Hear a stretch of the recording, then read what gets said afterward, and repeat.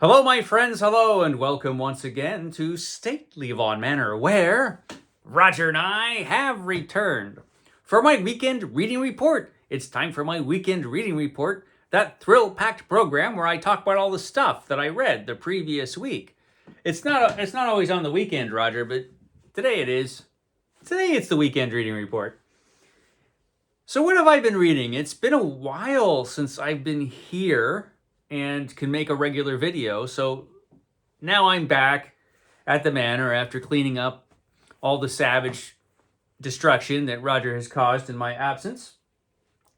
And I can go back to making regular videos again. So what have I been reading though? That's what this show is all about, Roger. What the hell have I been reading? I've read, I guess, quite a bit since the last time we visited together to have this pulse-pounding, exciting, thrilling program. Let me break out my list for the 500 book challenge. The challenge where I have to read 500 books before I'll buy myself any new ones. And it just keeps going on and on, this challenge. Okay, where did we last leave off? I think we last left off with book 289, which was The Merry Adventures of Robin Hood. So this is The Merry Adventures of Robin Hood by Howard Pyle. I can't remember how far into it I was when I talked about this last time. But this is a fantastic book, which I read for Roger's Cheap Old Book Club. I had read this once before when I was a kid, but I'm surprised at how much I had forgotten about this story. And the way it's told, and just how good it is. This is such a readable, fun Robin Hood book where Howard Pyle takes a bunch of the old Robin Hood ballads and puts them together in one story, more or less. It's still a pretty random series of adventures, but he puts it together in one book, one narrative, and he does a great job. And while he does that, he puts a lot of his own ideas and inventions into the Robin Hood legend, which were picked up by later writers and filmmakers.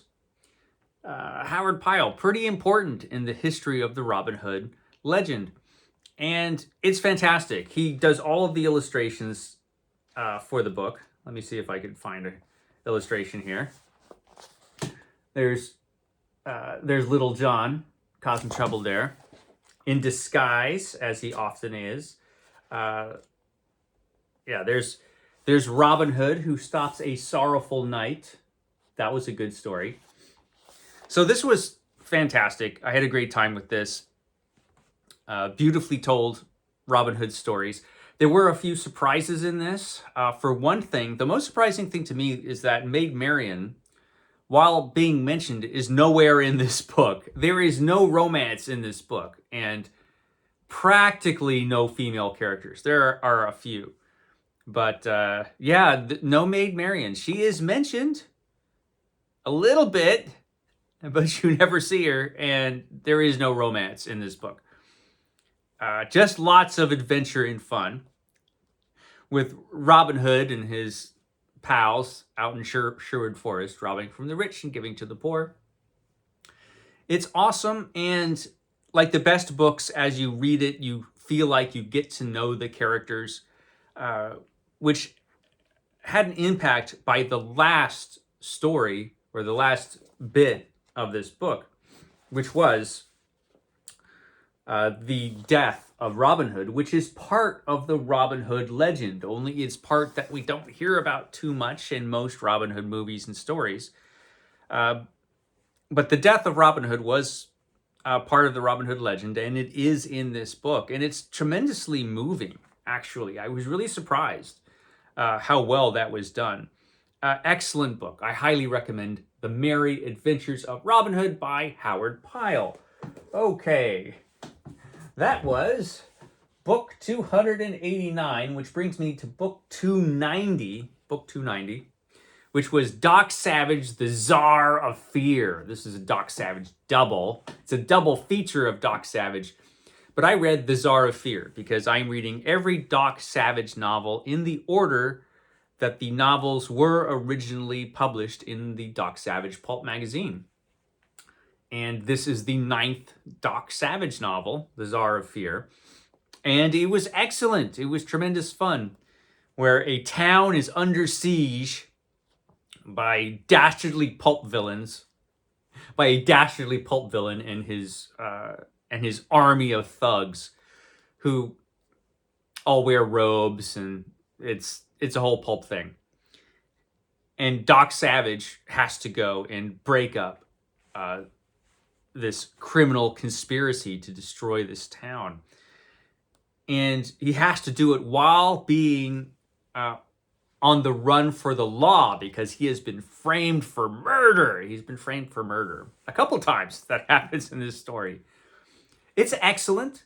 I don't think I liked it quite as much as the last few Doc Savage novels, but still pretty great. So, nothing to complain about here. It's excellent pulp adventure, as Doc Savage usually is. It was awesome. So Doc Savage, The Czar of Fear. It was great. So yeah, I read Doc Savage. That brings us to book number 291. So it is, at this very moment, Sumerian September. It's not going to be Sumerian September for very much longer, Roger, tragically. But at the moment, it still is Sumerian September, which is a reading event dedicated to the greatest pulp writer of all time, Robert E. Howard. It's a whole month of reading Robert E. Howard, the creator of Conan and Solomon Kane and Bran McMorn and so many other great characters. So I thought, I should read another Robert E. Howard book. I read earlier in the month The Adventures of El Borak and Other Desert Adventures. I read that book, the Del Rey book, which was fantastic. And I was going to read, going into October, I was going to read the horror stories of Robert E. Howard, but I didn't do that. I actually ended up picking up a book that has some, I think every story in this book is in the horror stories of Robert E. Howard, but I ended up picking up this book. So this is Cthulhu, The Mythos and Kindred Horrors by Robert E. Howard, creator of Conan. I always have to have creator of Conan on Robert E. Howard books. So yeah, I picked this book up just for pure nostalgia, because it's been a long time since I've read it. This is a book that is actually pretty important in the history of Robert E. Howard publications, because it came out at a time when a lot of Robert E. Howard was pretty much out of print at this point. It came out in the late 80s. And in the early 80s, there was still Robert E. Howard in print. But by the late 80s, Robert E. Howard was starting to go out of print. Everything. The Conan stories, everything. And so this book was first published in 1987. This is the second printing from 1989. And I probably picked this up in 1990 in a bookstore. And it was unusual for me at the time when I found this, because, first of all, at the time, new Robert E. Howard books were not showing up in new bookstores. I was diligently hunting for old Robert E. Howard books in used bookstores at the time, and I had found a ton, but this was a new book. And the other weird thing about it is it looks like it's a Lovecraft book. Clearly, this is a Lovecraft book. If you just look at it on the shelf and you don't notice right away who wrote it. Cthulhu, Roger, The Mythos and Kindred Horrors. So this is a collection of Robert E. Howard's horror stories. Many of them have elements that you would find in H.P. Lovecraft stories. And so they are part of the extended Cthulhu mythos, I suppose. But at the time when these stories were mostly being published in Weird Tales, Clark Ashton Smith, Robert E. Howard, H.P. Lovecraft, they were always kind of sharing names and characters and things among their different stories. Because actually, all their stories take place in one shared universe, Roger, as it turns out. it was just a fun thing that they did. And there are a couple stories in here which read very much like Robert E. Howard writing as Lovecraft, or at least you can see the influence of Lovecraft and him kind of trying to write a Lovecraft type of story. Has a great introduction by David Drake, which, unfortunately, good as it is, doesn't explain all of this. You know, this book never explains to you why it looks like a Lovecraft book, or why Robert E. Howard wrote apparently mythos fiction.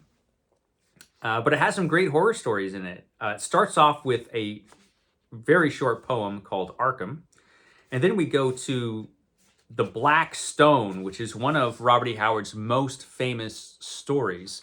And it's the one that, the outline of the story anyway, it seems very much like a Lovecraft kind of story. Although Robert E. Howard really does it up in his own way. And there's some other great stories in here. We've got The Fire of Ashurbanipal, which I just read. There are two versions of that. There was originally just an adventure story called The Fire of Ashurbanipal, which you can find in El Borak and Other Desert Adventures. But there's also another version, because that original version failed to sell. He turned it into a supernatural story. He added a supernatural element to the story, which, you know, worked fairly well because it was published in Weird Tales in 1936. So then we have The Thing on the Roof, Dig Me No Grave. This has The Valley of the Worm, which is more of a fantasy story than anything else. Has The Shadow of the Beast, Old Garfield's Heart, which is excellent. People of the Dark, which is a really interesting story. Has Worms of the Earth, which is one of Robert E. Howard's greatest stories. This is an historical fantasy story that definitely is also a horror story. So that's fantastic. And this ends up, the last story in the volume is Pigeons from Hell, which is a fantastic story. I'm going to do a whole video on Pigeons from Hell because I realized while I was reading this that I had never done that. So I will do that in a future Robert E. Howard show where I just talk about that story. But altogether, this is a rock-solid volume of Robert E. Howard horror stories. Very enjoyable, very fun, very pulpy. And it has a couple of his greatest stories in it. And all the stories are pretty entertaining. And it was pretty important because it was successful. This book sold. Like I said, this is the second printing. And it helped Baen make the decision to publish more Robert E. Howard. And actually, they came out in the 90s with the Robert E. Howard Library. Baen Books published a series of mass market paperbacks of a bunch of Robert E. Howard's non-Conan stories. I think they were prevented from publishing Conan because I think Tor had the rights or something. I don't know. But every other hero of Robert E. Howard was published, every other major hero, except El Borak, was published in the Baen Books Robert E. Howard Library. We got, who did we get? Solomon Kane, Cull, Bran McMorn, and we also had a bunch of volumes that just had individual horror stories and fantasy stories. It was a great series. And so this was pretty important to help pave the way for that series because in the 90s, there was practically nothing else. You had Tor's Conan series of pastiche novels where Robert E. Howard was rarely even mentioned on any of those books. Robert E. Howard's original Conan stories were out of print. And so all the Conan that you got was pastiche fiction with Robert E. Howard barely mentioned, if he was mentioned at all, which annoyed most of us who are Conan fans. But the Robert E. Howard Library is pretty fantastic because we had Robert E. Howard in print and some really cool books. And this was really the start of that, I think. Okay, so that was book... What book was that? That was book 291, which brings us to book 292. book 292, which was this book, The Case of the Velvet Claws by Earl Stanley Gardner. So I'm flashing it up here in space because I read it as an ebook. I actually have about, it must be 50 or 60 Earl Stanley Gardner Perry Mason books on my Kindle.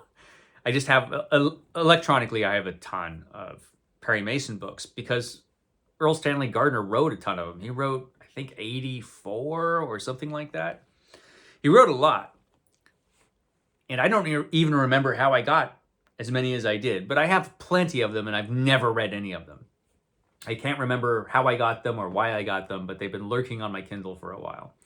So I thought, I was up in the Rustic Vaughan Lodge, away from home. I had finished up the books that I was reading, and I thought, well, maybe I'll find something on the Kindle to read. I have other books up there at the lodge, but I just looked on the Kindle since I had it, and I found Perry Mason. I thought, let me read a Perry Mason book, just because I've never done it. And this was enormously popular, this series of books. I think in the United States anyway, this is the most popular mystery series that's ever been published as far as sales are concerned in the United States. I think Agatha Christie definitely beat Earl Stanley Gardner in overall mystery series sales. But I think Earl Stanley Gardner's Perry Mason did really, really well. And of course, there was that television series that lasted a while in the 1950s. It was popular. And so I thought, I'm going to read the first Perry Mason book. And if I like it, I'll just continue on with the series here and there. And so I read it, and I was surprised by it. I was surprised by a couple of things. First of all, it's not the greatest mystery I've ever read, but it's pretty darn good. It's a pretty good mystery.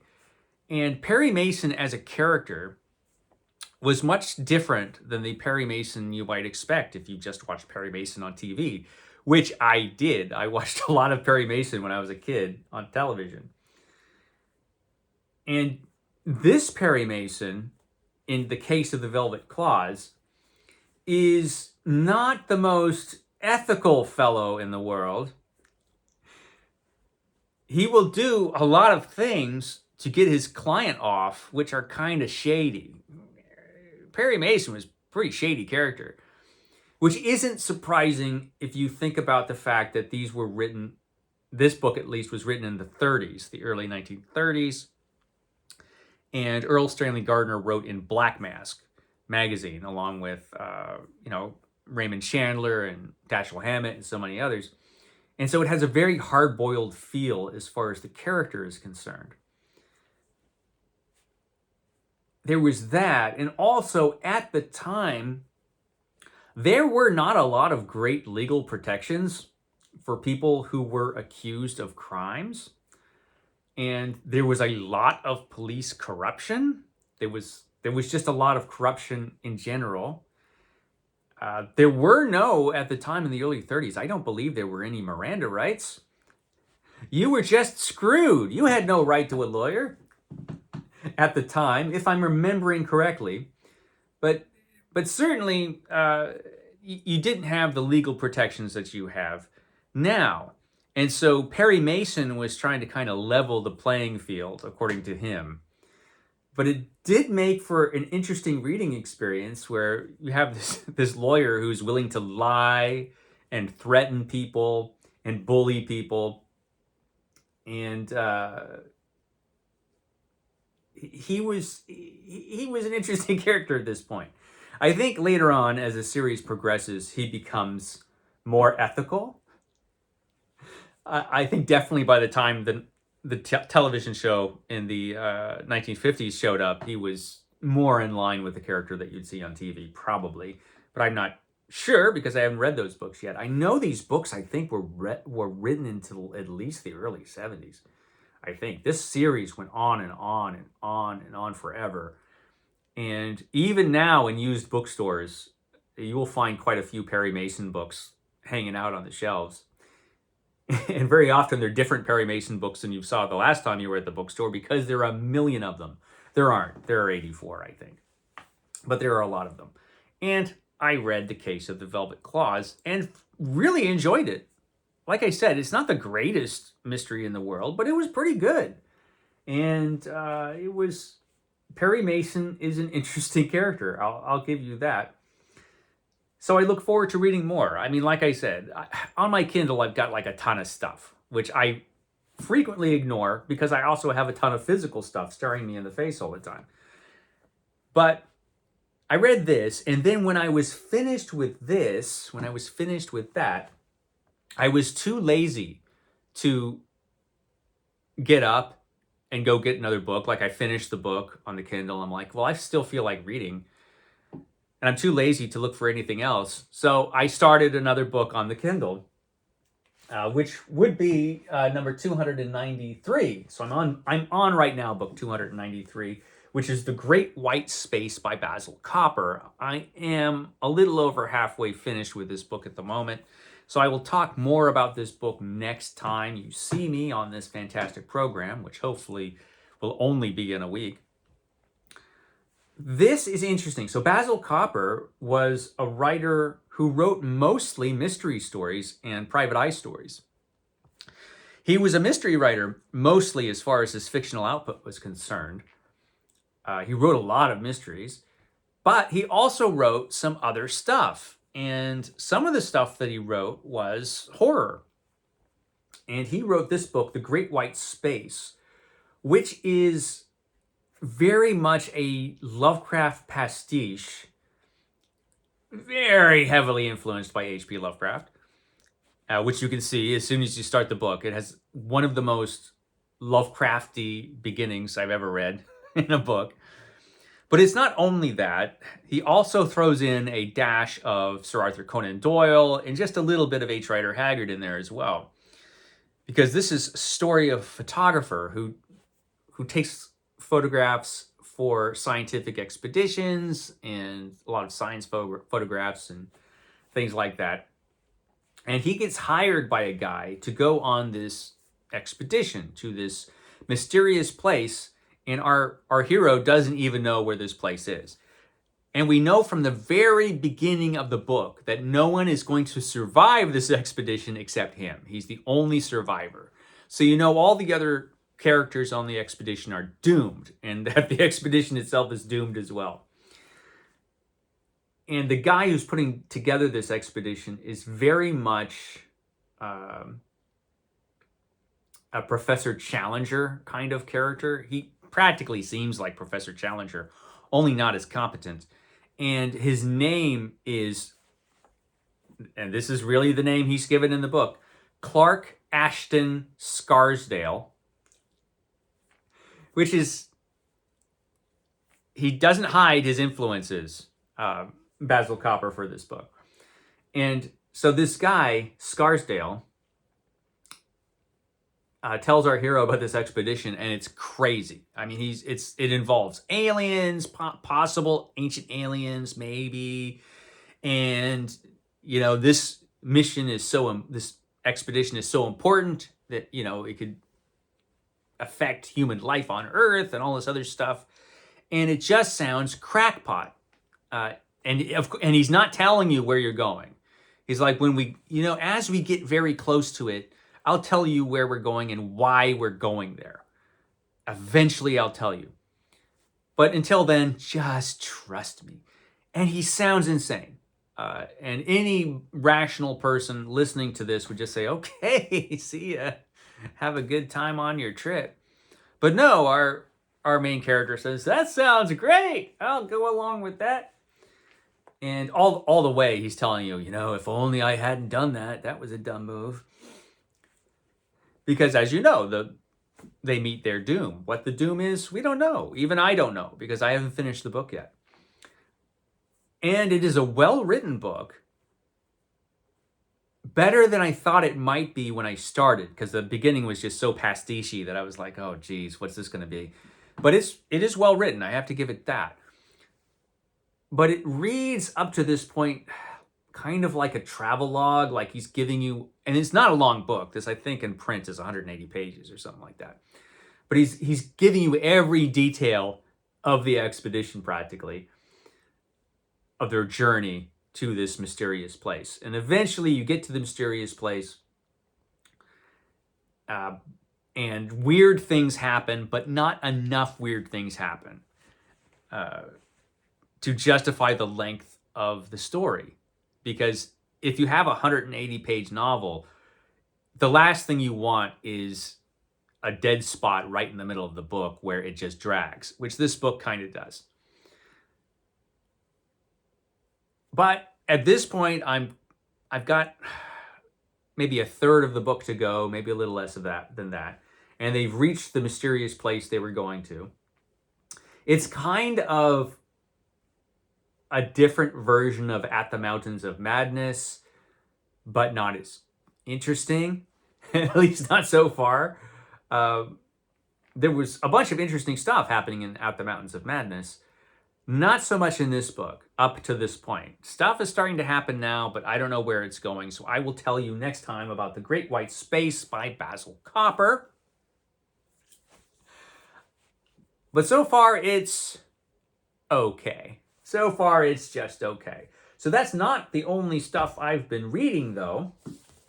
I've been reading other stuff, and I've gotten some things in the mail. The other stuff I've been reading, of course, is Superman. I read Superman every day, and I'm still reading Superman, The Exile Omnibus, and Other Stories, where our hero, Superman, is away from the Earth. He's in outer space, trying to find himself and figure things out. He's been really stressed out, Superman. And these are the stories that were written right after John Byrne left the book. And they're good. They're really good. This is the point in the series where I think Superman started to get really good and go into the 1990s as a pretty solid series. I really enjoyed these when they came out, and the series just kept getting better in the 90s. So Superman was strong at this time. John Byrne, I jumped on board Superman for John Byrne, and that was good for the most part, but it got better after John Byrne left. And so now Superman is lost in outer space. He is in exile from Earth, and he's having adventures in space, and it's pretty cool. And I'm not quite halfway through this, but it's excellent. It's good stuff. It's good stuff. And Jerry Ordway does a lot of this stuff, and Jerry Ordway is fantastic. So I'm reading that, and I'm also reading the Fantastic Four, because I'm reading every issue of the Fantastic Four from the first run of the Fantastic Four, which ran from 1961 until 1996.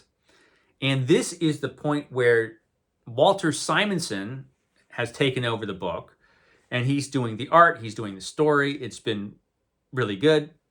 It's not the best that Fantastic Four has been. It hasn't been nearly as good as his Thor run, but it's good. But he does do this one thing, and I'll show you the issue I'm on now. I'm going to be reading this issue later on today, 352. But Doctor Doom has returned, and Walter Simonson will do this thing where he will sometimes redesign a character's outfit. Like here, he has redesigned Doctor Doom to look like that. And when Walter Simonson redesigns a character, he always makes the character look worse. Always.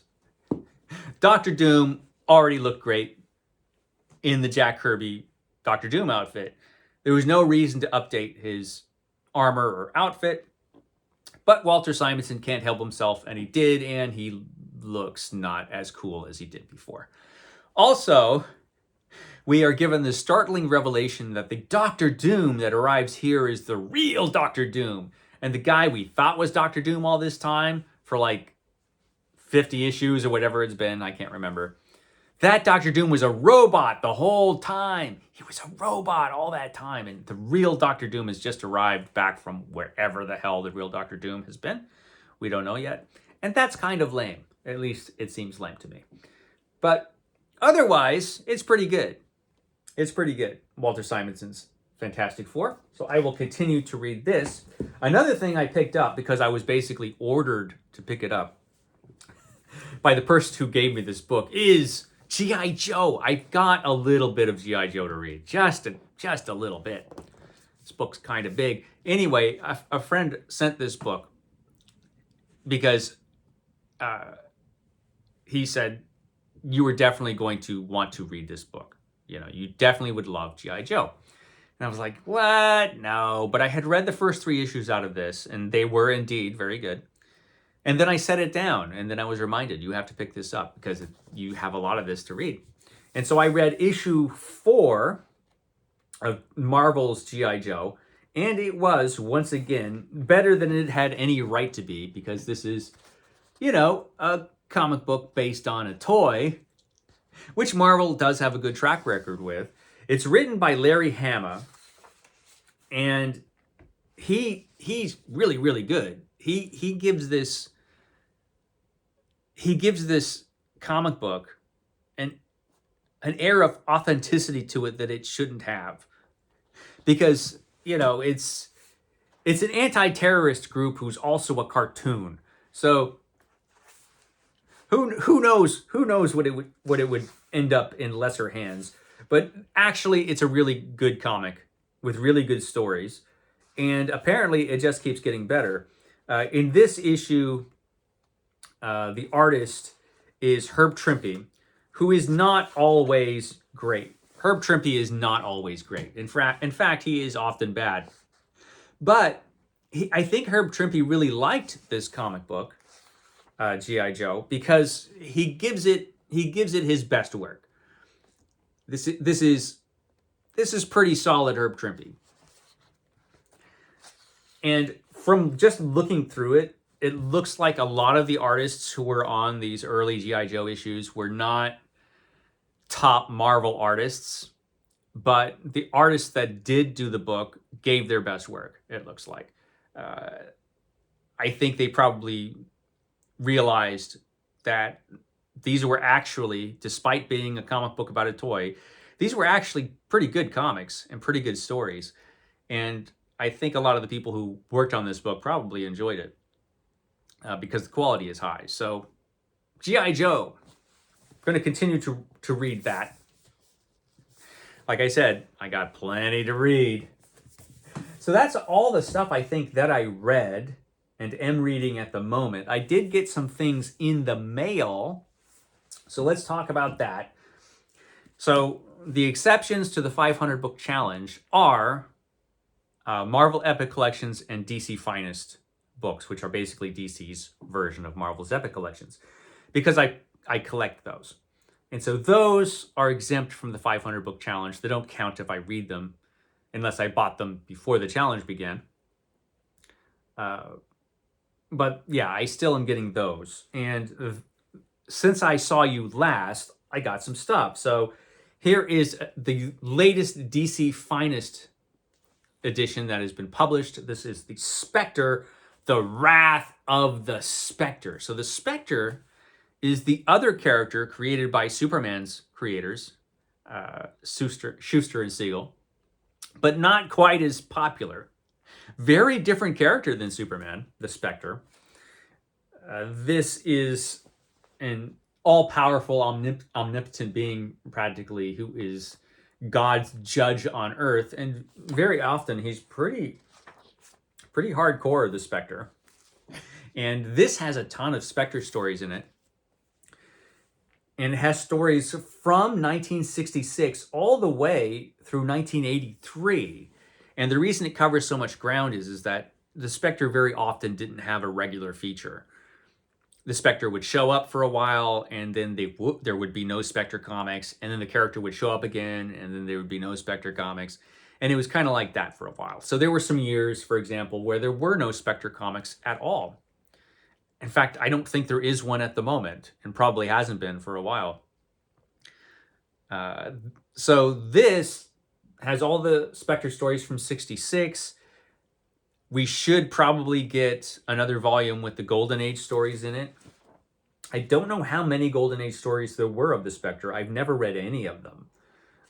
And I've never read most of these. So this should be fun. The Spectre, the Wrath of the Spectre. And Shows a sample of some of the issues where the Spectre showed up in these stories. So a lot of different comics the Spectre showed up in. So that should be cool. This is a pretty awesome volume. I'm happy to get this one. I also got a couple Epic collections.